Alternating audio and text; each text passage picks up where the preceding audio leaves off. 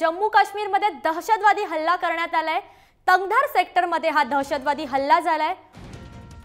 गोरखा रायफलच्या कॅम्पवर हा हल्ला करण्यात आलाय। 7 ते 8 दहशतवादी असल्याची प्राथमिक माहिती मिळते।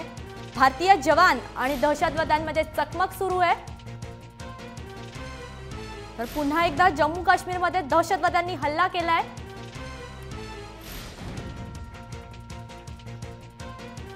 गोरखा रायफलच्या कॅम्पवर हा हल्ला करण्यात आलाय। 7 ते 8 दहशतवादी असल्याची प्राथमिक माहिती मिळते। तंगधार सेक्टरमध्ये हा हल्ला करण्यात आलाय।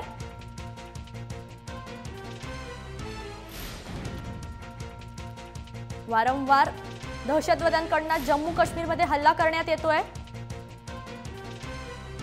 आपले प्रतिनिधी विनोद राठोड आपल्या सोबत आहेत।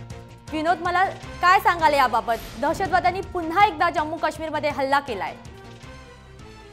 दहशतवाद्यांच्या विरोधात सर्व जगभरातही निषेध सुरू आहे आणि या पार्श्वभूमीवर ज्याप्रमाणे ISIची संघटना देशभरामध्ये कारवाया करतात त्याचप्रमाणे भारत आणि पाकिस्तानच्या बॉर्डरवरही दहशतवादी हल्ला सुरू आहे।